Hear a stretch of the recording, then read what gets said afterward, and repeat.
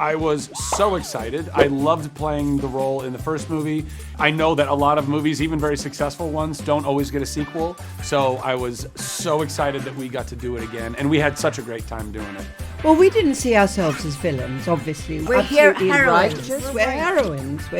We're saving the day as far as We're saving our world. I'm star-strutted. I'm star-struck by her. I think she's incredible. The exciting thing was to get to go bigger this time. So, I mean, you can't really get much bigger than that.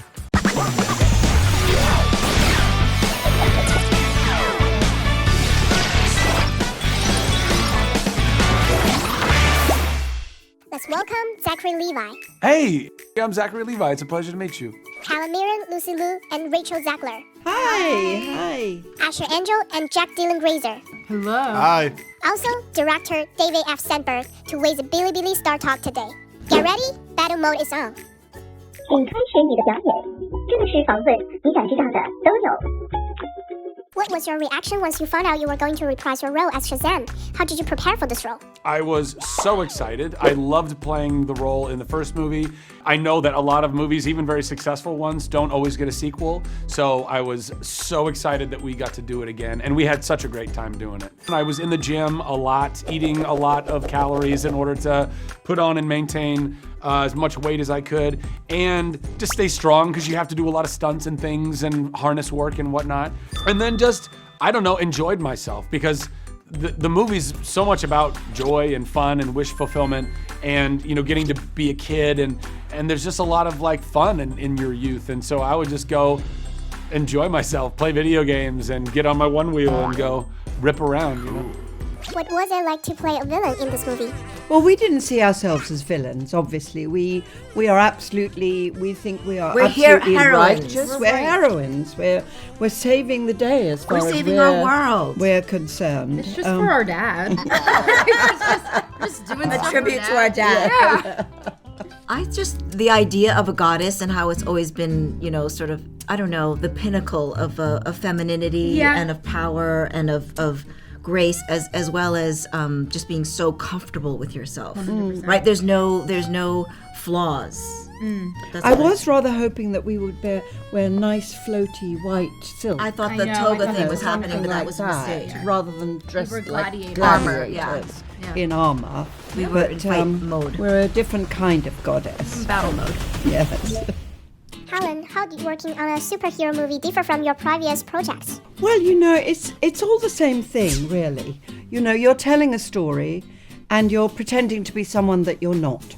You know, so whatever film you're performing in, that's the same process. You're acting, if you like. The whole thing of working with these amazing digital artists and stunt artists was just very exciting for me, and that was a very, very different experience from most movies. Lucy, you have worked as an actress, producer, and director. Which role do you find most challenging and why? I mean, they're all very different. I think producing is very difficult because it's getting all the pieces together before you even invite anyone on. And I've only done that with documentaries, and that's, you know, not even including actors. Directing is not easy, but I love it so much because you have to use all of your pistons and they have to be firing to really make it work. And you get to work creatively with the behind the scenes people that are really in front of the scenes, as far as I'm concerned, and being able to interact with actors. But I don't think it's difficult. It's all art and it's all a form of expression, and all of those three involve working with a group.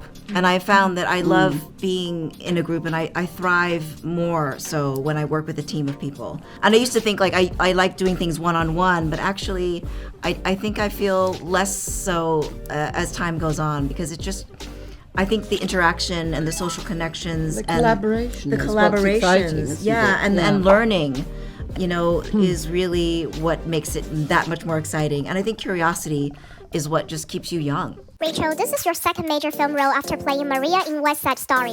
What did you find most challenging about the role? Oh, goodness. I mean, you know, it was really, I've been really blessed to just take on major things that seem completely out of my imagination that I can't believe I get to do. I feel like Anthea and Maria are somewhat similar, you know. We both have this, like, do I go with my heart or do I go with my family? And I think that they both kind of share that mentality, and that they're faced with that decision and they have to deal with the circumstances of their choices.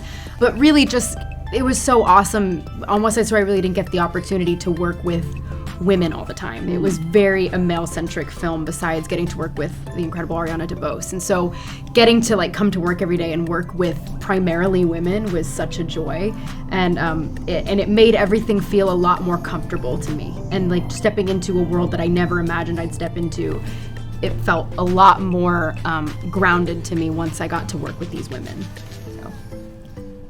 Do you have any new experience in playing the role of Billy Batson compared to the first film? I feel like the deep dive for Billy in the second movie was, he's obviously not sad anymore. Basically what I'm trying to say is he's finally found everything he's been looking for his entire life, and now settling into that environment with his foster family and everybody around him that loves him and that appreciates him. He finally gets to be himself and be happy with his family and being a superhero and just having a great time. So I think for me it was kind of deep diving into that kind of emotion because it's completely different than what I did in the first film. Like I feel like I got to play more of Zach's part while just having fun with the family and making sure everybody's in line. So I think in a way that was a challenge. How did you approach the challenge of making a sequel to the first film? Yeah, I mean, the exciting thing was to get to go bigger this time, to actually have them face off against gods and a really big threat, but also just to get to see more of the family, you know, because at the end of the first movie,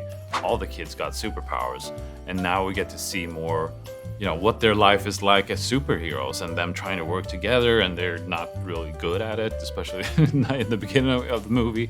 And of course, the villains in the movie, you know, with Helen and Lucy and Rachel, to have actual gods fighting against superheroes. I mean, can't really get much bigger than that. How do you approach developing their characters further in the sequel? Yeah, no, it's my first time actually doing a sequel to a movie that I've directed before.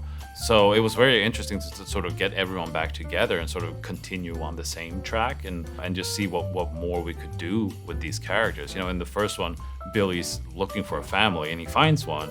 And in this one, he's, you know, worried about losing this family. He has just found there's a lot about him being very insecure, not just about his family, but him being a superhero, because he doesn't really know, you know, his place in the world of superheroes, because this is a world where a lot of superheroes exist. So it's like, what makes him unique and things like that. And this is the movie where he kind of has to grow up. You know, he's been a boy for this whole time, and now he has to grow up.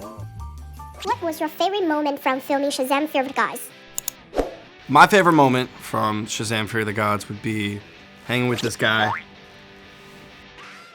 and being with the foster kids. I didn't get to really, I feel like, hang out with everyone as much in the first film, and I feel like we really got to bond this second film and just really have a great time and have fun. So I really enjoyed that.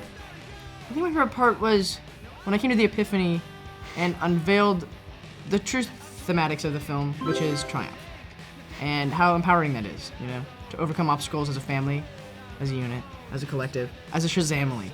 You know, honestly, I think my favorite moments were when the cameras weren't rolling and we were just being humans together, playing video games. I brought my Nintendo Switch to work and we played Mario Kart all the time, or we'd have barbecues over at my house or pool parties and stuff, and it just communing, you know, just spending time with each other as human beings. I think it's maybe one of the most important things in life, to have community, to have tribe, to have your people. It's how we survived for thousands and thousands and thousands of years as human beings, and we lose touch with that a lot.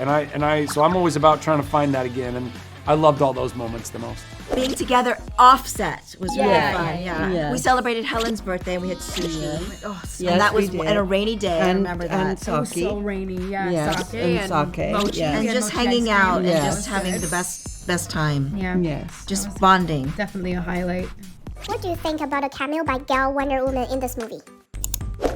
I'm starstruck by her. I think, well, look, the first thing is, Wonder Woman is like one of my favorite superheroes of all time. She's my mom's favorite superhero of all time. I mean, Gal Gadot is incredible, and I love her. I think she's incredible, and I love the the romance between Zach and Gal, and how he's got this crush on her, and I like that energy that he has, especially him being a kid. It's really cute. He's got a crush on Wonder Woman, and I think everyone wants to see that. Like, who doesn't like Wonder Woman? So I also would like to add, Jaimin's head on Wonder Woman's body, I think it supersedes the original. As Shazam himself, are you satisfied with the dream sequence in this movie? Listen, as Shazam, Billy is in love with Wonder Woman, and so no, I don't think he's satisfied at all. I think he's like, yo, how can we hook this up? Like, you're cool and I'm cool and we're both superheroes and whatever, you know what I mean? But he's 17 years old. And again, she's kind of an ageless goddess from another place. So I just don't think it's written in the stars, I don't think it's gonna work out for those two crazy kids. But hopefully they'll get to work together at some point.